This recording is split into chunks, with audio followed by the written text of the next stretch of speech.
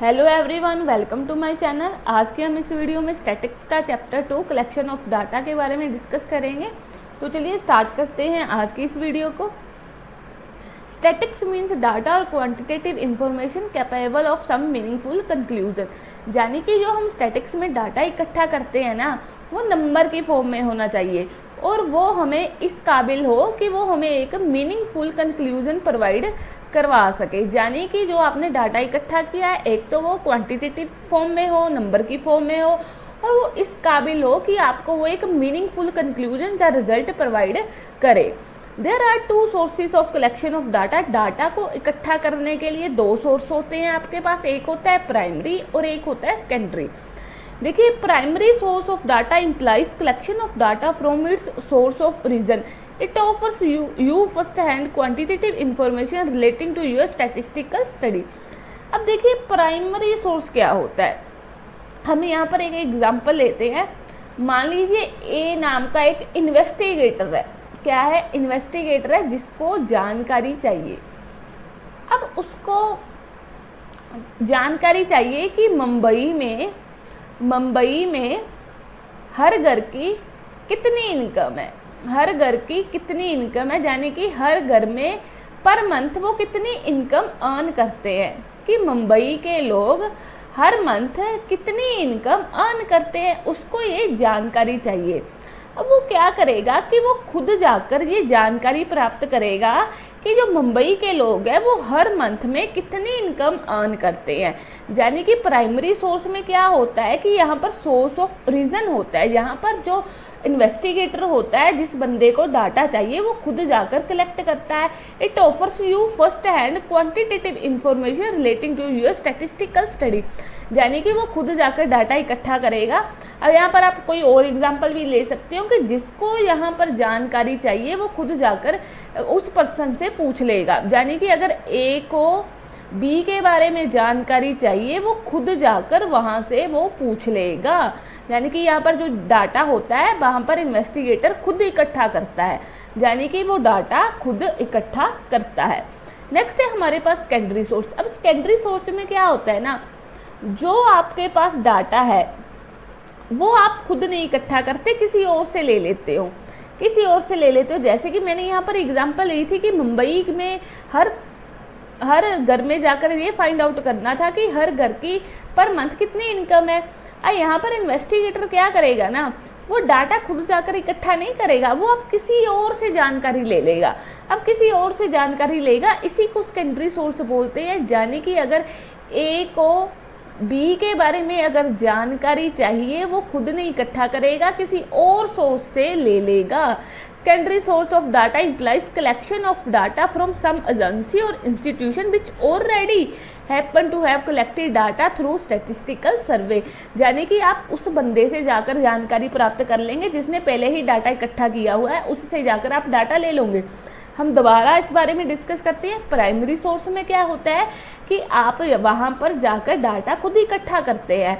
आपको जिस बंदे के बारे में जानकारी चाहिए आप खुद जाकर डाटा इकट्ठा करते हैं। लेकिन सेकेंडरी सोर्स में क्या होते हैं कि आप वहाँ पर जाकर आप खुद डाटा इकट्ठा नहीं करते। आप क्या करोगे, जिसने पहले ही डाटा इकट्ठा कर रखा है उससे जाकर आप डाटा ले लोगे। It does not offer you first hand information relating to your statistical study. यानी कि यहाँ पर फर्स्ट हैंड इंफॉर्मेशन नहीं होती कि क्योंकि आप उस बंदे से डाटा कलेक्ट कर रहे हैं जिसने पहले ही डाटा इकट्ठा कर रखा है।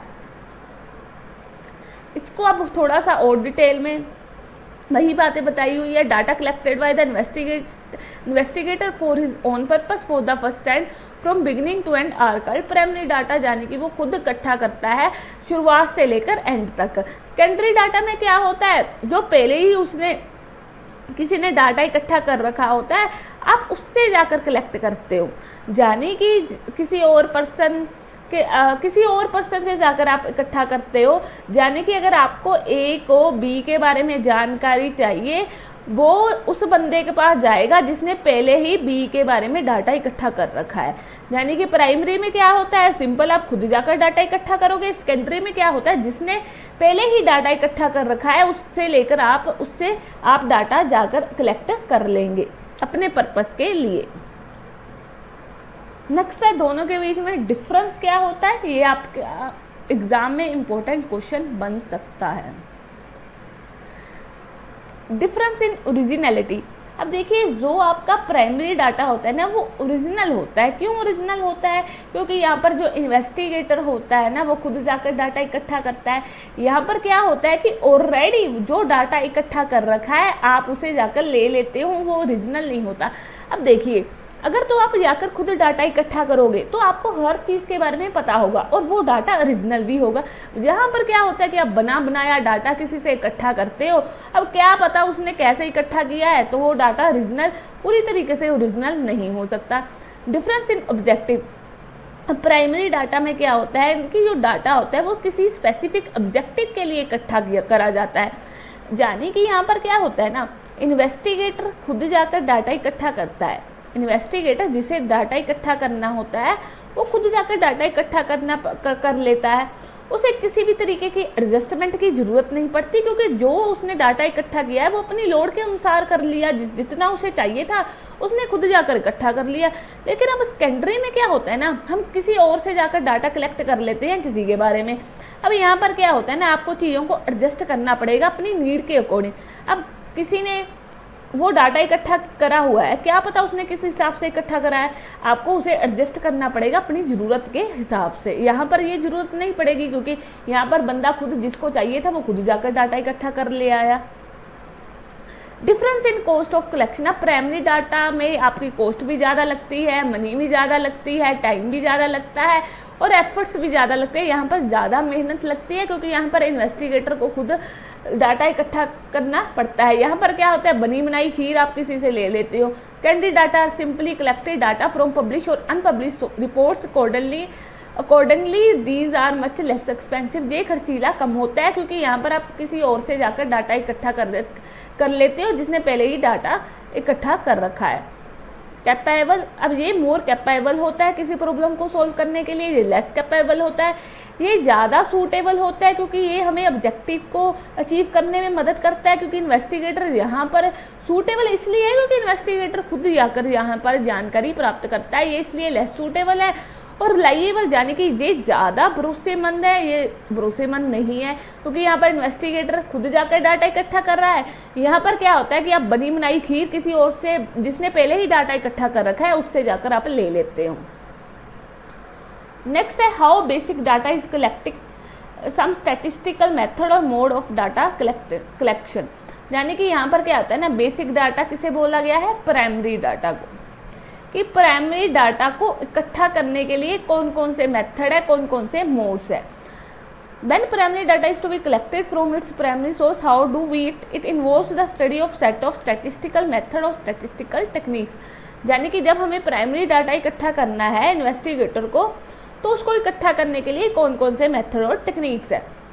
यहाँ पर हमारे पास 3 मेथड है और 3 मेथड के आगे सब पार्ट दिए हुए हैं, जैसे कि personal interview, information through questionnaire and schedules and telephone interview. अब इनके बारे में हम डिस्कस करते हैं। आज की वीडियो में हम सिर्फ पर्सनल इंटरव्यू के बारे में डिस्कस करेंगे। नेक्स्ट पार्ट में हम इन दोनों के बारे में डिस्कस करेंगे और सेकेंडरी डाटा के मेथड्स के बारे में डिस्कस करेंगे। पहले हमारे पास है पर्सनल इंटरव्यू। अब देखिए पर्सनल इंटरव्यू में सबसे पहला पॉइंट आता है हमारे पास डायरेक्ट पर्सनल इन्वेस्टिगेशन। अब यहाँ पर क्या होता है ना, मान लीजिए ए को बी के बारे में जानकारी चाहिए तो ए सीधा बी के पास जाएगा और उसके बारे में जानकारी प्राप्त कर लेगा। The direct personal investigation is the method by which data are personally collected by investigator from the respondents. यानी कि ए को बी के बारे में जानकारी चाहिए, वो डायरेक्टली बी के साथ कॉन्टेक्ट कर लेगा, उससे जानकारी उसके बारे में प्राप्त कर लेगा। In other words, the investigator established direct relation with the person from whom the information is to be obtained। यानी कि उसका रेस्पोंडेंट के साथ डायरेक्ट रिलेशन होता है, जिसके बारे में आपको जानकारी चाहिए आप डायरेक्टली उसी से जाकर पूछ लेंगे। ये डाटा काम का पर सूटेबल करता है। The field of investigation is limited not very large. यानी कि जो आपका डायरेक्ट पर्सनल इन्वेस्टिगेशन है ये वहाँ पर सूटेबल करेगा जहाँ पर जो आपका एरिया है वो लार्ज ना हो। यहाँ पर डाटा जो होता है वो ज़्यादा ओरिजिनल होता है क्योंकि आप डायरेक्टली उसी बंदे से जाकर उसके बारे में जानकारी ले लेते हो। यहाँ पर सीक्रेट भी रहती है क्योंकि अगर ए को बी के बारे में जानकारी चाहिए, अब ये बात दोनों के बीच में ही रहेगी ना, किसी थर्ड पर्सन को नहीं पता लगेगी, यानी कि यहाँ पर सीक्रेट इन्फॉर्मेशन आप रख सकते हो। यहाँ पर जो डाटा होता है वो एक्यूरेट ज़्यादा होता है क्योंकि अगर ए को बी के बारे में जानकारी चाहिए वो खुद ही इससे जाकर पूछ लेगा, तो ये डाटा एक्यूरेट होता है। यहाँ पर डायरेक्ट कॉन्टैक्ट होता है रेस्पोंडेंट के साथ। नेक्स्ट है हमारे पास मेरिट्स। ओरिजिनलिटी वही बात होगी, यहाँ पर ज़्यादा जो डाटा होता है वो ओरिजिनल होता है, एक्यूरेट होता है, रिलायबल का मतलब भरोसेमंद होता है। The information is collected by investigator himself, reliability of data is not doubted. यानी कि जो डाटा इन्वेस्टिगेटर ने इकट्ठा किया है ना वो मोर रिलायबल होगा, वो भरोसेमंद होगा, ठीक है, उसमें क्योंकि उसने खुद ए ने बी से जानकारी ले ली उसके बारे में, तो यहाँ पर भरोसा उसको अपनी कलेक्ट की हुई चीज़ पर भरोसा होगा क्योंकि यहाँ पर भरोसे का तो कोई डाउट ही नहीं उठता। Related information when in direct contact with the respondent the investigator may obtain other related information as well. यानी कि इन्वेस्टिगेटर जब खुद डाटा इकट्ठा करेगा ना पर्सन के पास जाकर, वो और जानकारी भी उससे ले सकता है। यूनिफॉर्मिटी, यहाँ पर यूनिफॉर्मिटी ज़्यादा होती है, क्यों? क्योंकि यहाँ पर आप डाटा को कंपेयर कर सकते हैं। यूनिफॉर्मिटी का होता है जब आप डाटा को कंपेयर कर सकते हैं। नेक्स्ट है हमारे पास demerits.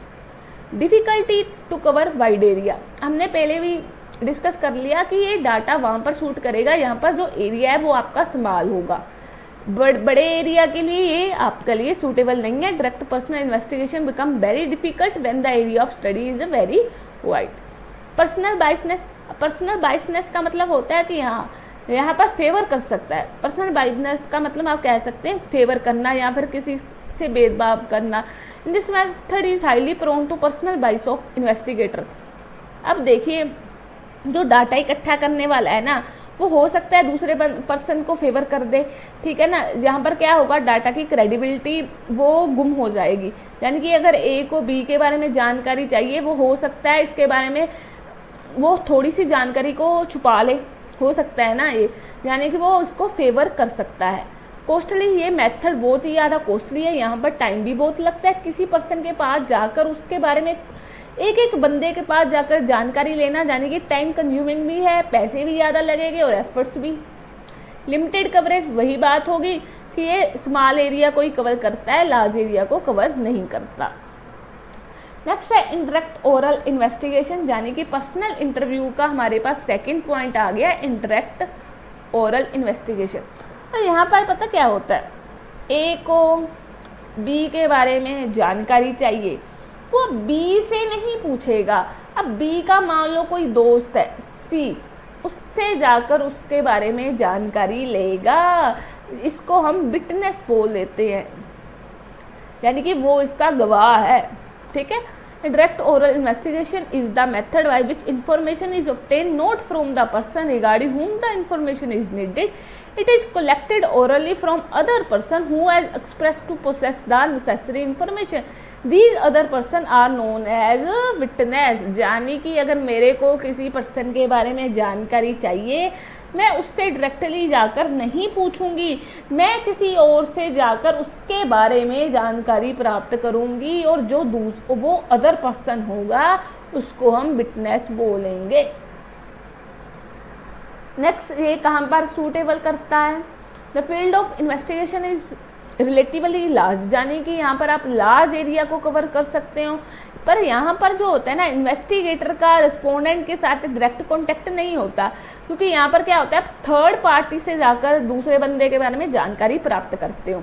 The concern respondents are not capable of giving information because of their ignorance और इलिटरेसी। अब देखिए, अगर मान लीजिए आपको ए को बी के बारे में जानकारी चाहिए, वो जाकर सी से पूछ रहा है, सी से पूछ रहा है। अब जो सी है, हो सकता है वो इन्फॉर्मेशन को इग्नोर ही कर दे, भी हाँ मुझे क्या लेना देना, क्योंकि जिससे पूछना है उससे जाकर पूछ ले, वो इग्नोर भी कर सकता है, या फिर वो इतना पढ़ा लिखा ना हो कि सही जानकारी ना दे सके। इन्वेस्टिगेशन यहाँ पर जो होती है वो कम्प्लेक्स होती है, क्योंकि अगर आपको किसी बंदे के बारे में जानकारी चाहिए, वो यहाँ पर कोई एक्सपर्ट ही दे सकता है। नेक्स्ट है हमारे पास मेरिट्स, वाइड कवरेज, यानी कि ये लार्ज एरिया को कवर कर सकते हैं।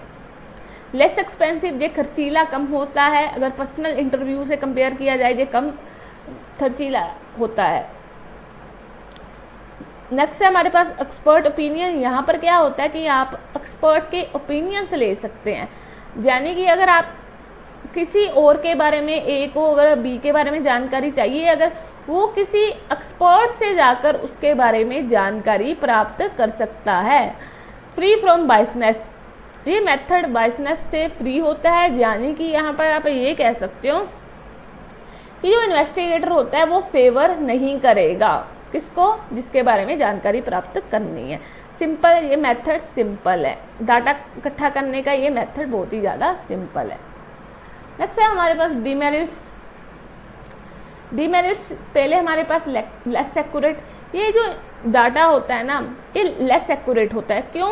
This is because the information is obtained from person other than the concerned respondents.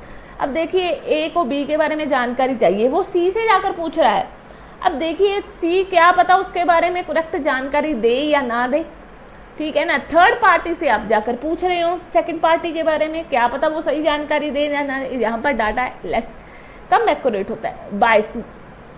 अब देखिए यहाँ पर हमने जो एक मेरिट्स में पॉइंट डिस्कस करा था फ्री फ्रॉम बाइस, अब यहाँ पर क्या होता है ना, इन्वेस्टिगेटर की बात कर रहे हैं, यहाँ पर हम मेरिट्स में इन्वेस्टिगेटर की बात कर रहे हैं, और डीमेरिट्स में हम जो विटनेस है उसके बारे में बात कर रहे हैं।